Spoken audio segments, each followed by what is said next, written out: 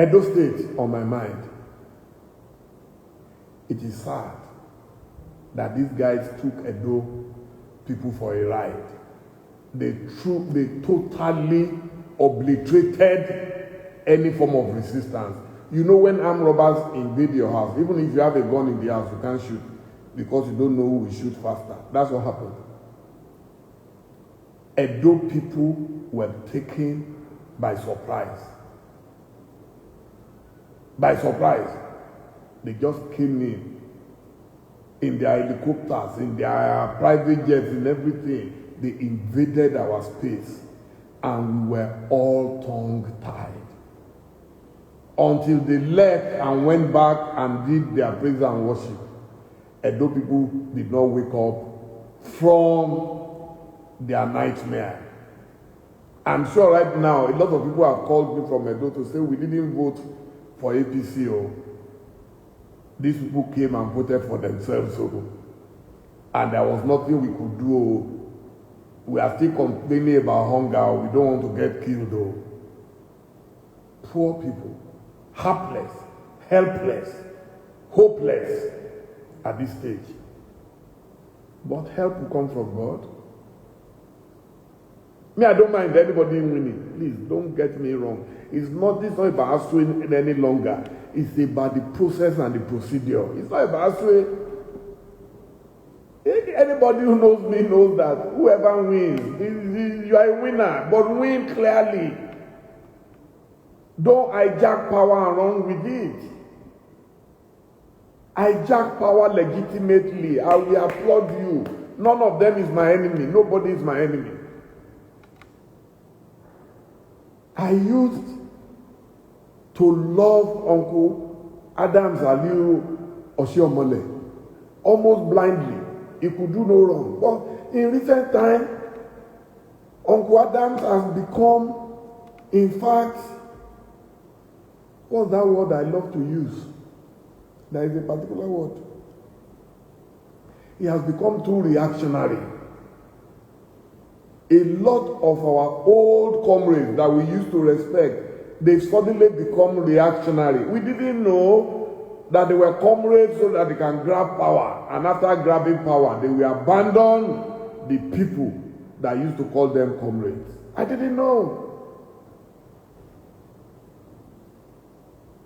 They deceived us. Anytime Uncle Adam speaks now, I'm shaking. Like, is this the same man we used to praise, who used to lead people on the streets to demonstrate? A man of fire. Suddenly, you change.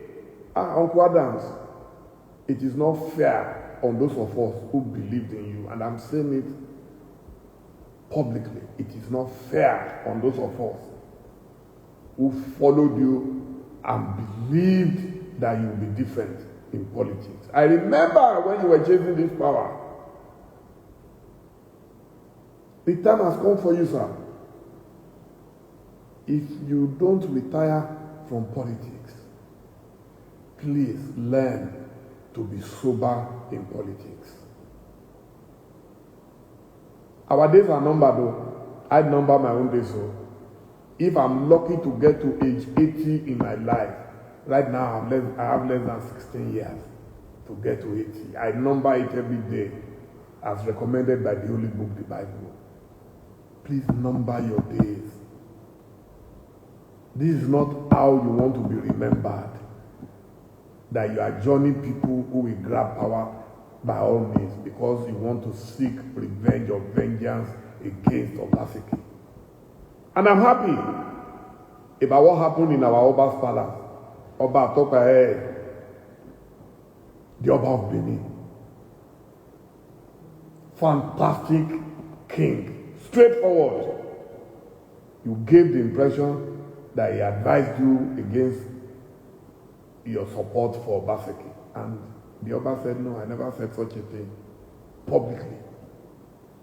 Publicly. Egbon, as I call you, it is time for sober reflections. There is no sin that God cannot forgive. I'm not God.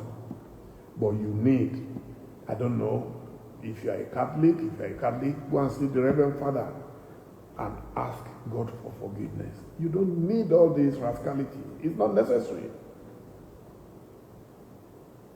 You don't need it. I have no problem with you supporting Tinubu. Tinubu supported you too. But don't carry it too far. We all have people who have supported us in life, but our nation is bigger than any friendship. I don't think I've ever spoken like this, but it's gotten to a stage where we must all speak up, especially those who have the voices and have the platform to speak up. We must all speak up and beg our friends in power to cool temper. Life is not only about power. Power is true transcend. Jesus Christ, I read, lived only 33 years, but today he's one of the greatest celebrities of all time. Everybody talks about him. Whether you are a Muslim, you are a Christian, you are a Buddhist, you are a Hinduist, whatever prophet you serve.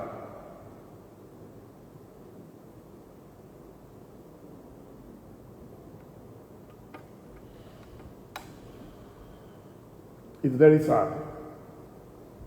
Now I wanted to talk about PDP and Obaseki and all that. I disagreed vehemently with Governor Obaseki when he was fighting his deputy, for example. And I made every effort to speak to some of our mutual friends that they should intervene. In life, no matter what happens, I preach against vindictiveness. The governor felt betrayed by the deputy. The deputy felt the governor was undermining him. It doesn't matter.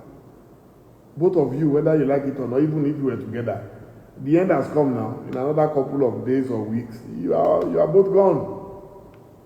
So what are you fighting for? I thought the governor could have managed that better. You see, because there is a saying in Yoruba,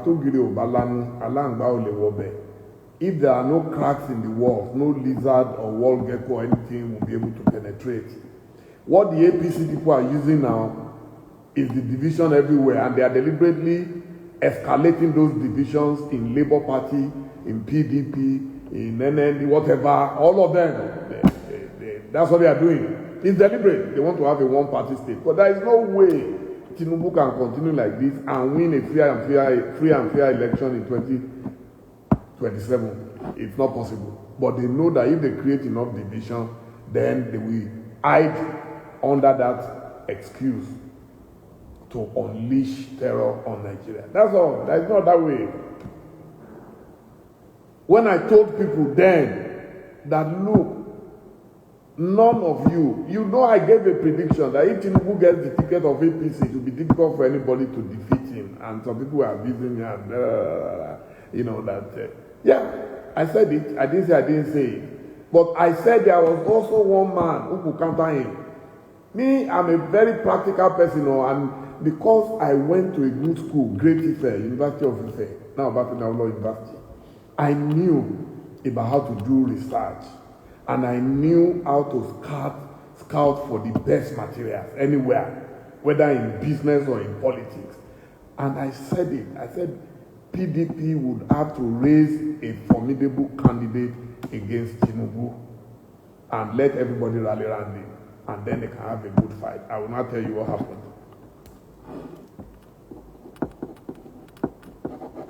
Wike was interested. Atiku was interested. Dele, Momodu, and others, I was interested. But what happened? Peter Obi was interested. One of the brightest new forces in Nigeria. He came out forcefully, but his force alone would have been difficult to wipe out the forces of Asiwaju, a Machiavellian politician. You see, those who believe in Machiavelli, they will do anything to grab power. So a gentleman cannot grab power from them. That's why nobody could beat him. When I said it, people didn't know what I was saying. If you are Machiavellian in politics, no.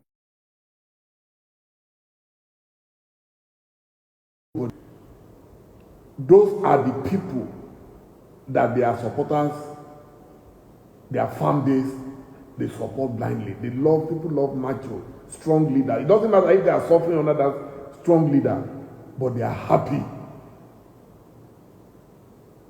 That's the kind of person that Ashwaju is. So the only person who had the network but needed support from others was Atiku Abubakar. There is no, not because I worked under him or anything, nothing. I'm just saying my own. You don't have to agree with me. He's the only man fully prepared, but he's too much of a gentleman. Gentlemen will find it difficult to take on Tinubu. I am saying it publicly today. If you like, be the most brilliant Nigerian. Get the ticket of your party. Last week, I read somewhere that my big brother and friend, Rabbi Musa Kwankwaso, says he will contest again and he will defeat anybody. I beg. I love you, sir. Don't waste your time and resources. If you guys cannot come together and agree on one leader, even if only for one term, you will sign an agreement between you, all of you coming together, sign an agreement that this is our leader, this is our number two, and this is, and form a shadow cabinet immediately against this APC. You are going nowhere, all of you. What you need right now is a formidable, and I know that the North has the capacity because they are not afraid by, like most people. The politics is in their DNA. They are very strong when it comes to politics. So it will be difficult for anybody to bully them the way we were bullied in Edo State. It's bullying. The only way APC will continue to win is via bullying.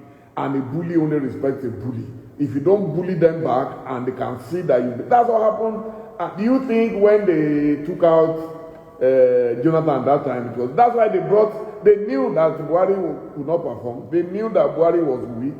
But they knew that Buhari was the only person who had that force behind him from the north, who could take on the PDP behemoth. They knew. Right now, take it or leave it.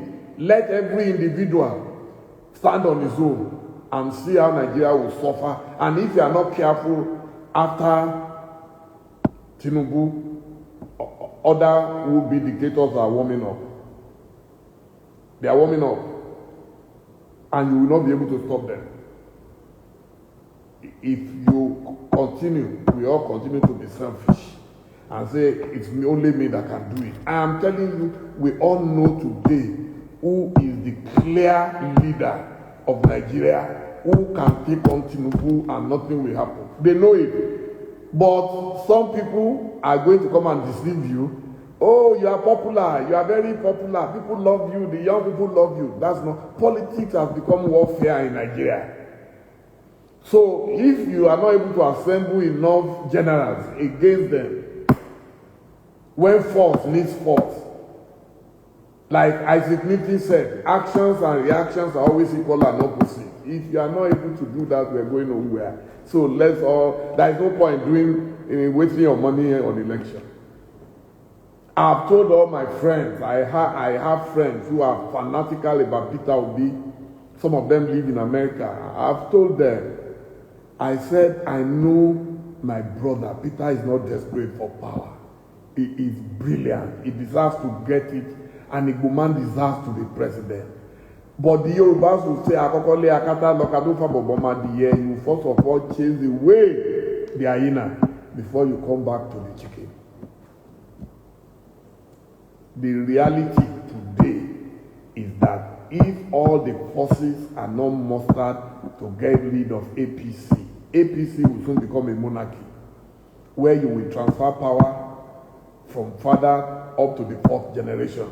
You mark my word. If you like, abuse me as usual. Oh, he doesn't know anything. I know what I'm talking about. It's been done elsewhere. When you see Machiavellians, it's only God that can rescue Nigeria. It's only God at this stage. It's only God that can do it. Only God. Only God. You go and read the story of Momodu in Zaire of old. Go and read the history. Go and read the history of Ufronbaye in Côte d'Ivoire. Go and read the history of Yadima in Togo. Go and read the history of Berlusconi in Italy. Go and read these stories.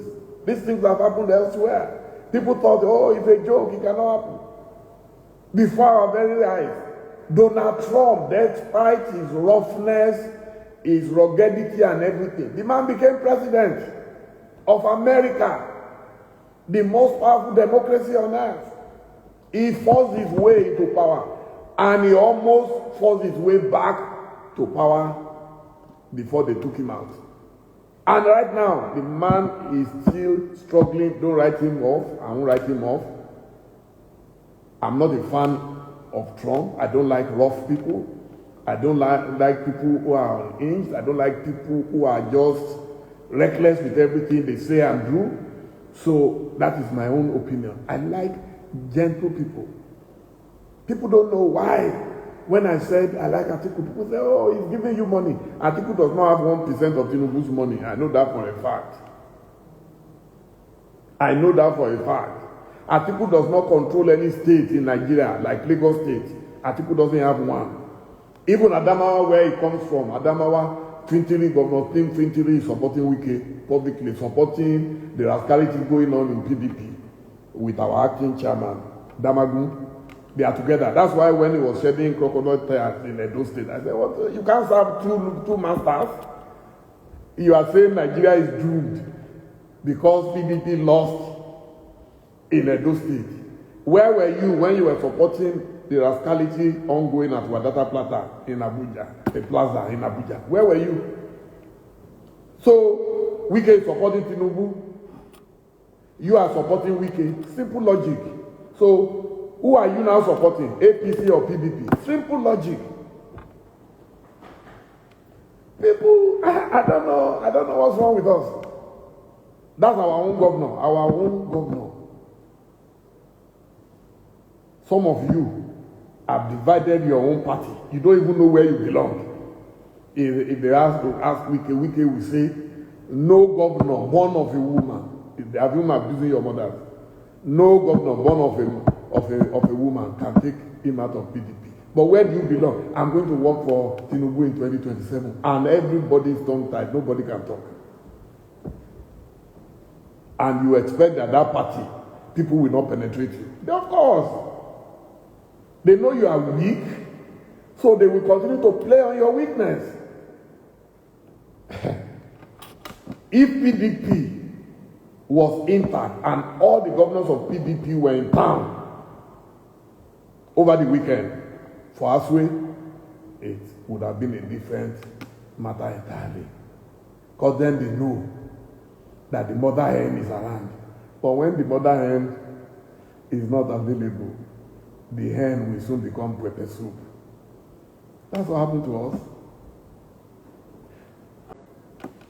I love my country, and I hope you will all. I'm not telling anybody not to support their own party. Please feel free to support whatever your conscience tells you, but don't support and then come and cry on social media. So feel free to support whoever you like. So one day, hopefully God will help us. But heaven, I heard, helps those who help themselves. So we must help ourselves. And that's it. To help us spread the message of hope to our people. People have turned our hope into hopelessness, but nothing is impossible. Maybe Tinubu will perform a magic and miracle, who knows? But I can tell you, once it starts on a bad note, it usually ends on a bad note. That's what the history of Nigeria has taught me. When I said it about Buhari, people say, oh, and being too pessimistic. I'm not being pessimistic, it's just reality. It's just reality. So I would love to be able to go to Aso Rock too and relax and enjoy, whatever they are enjoying there. But trust me, that's not all there is to life. I owe Tinubu something, and what I owe him is genuine advice. He's surrounded right now by lackeys and praise singers who will tell him all is well, all is not well.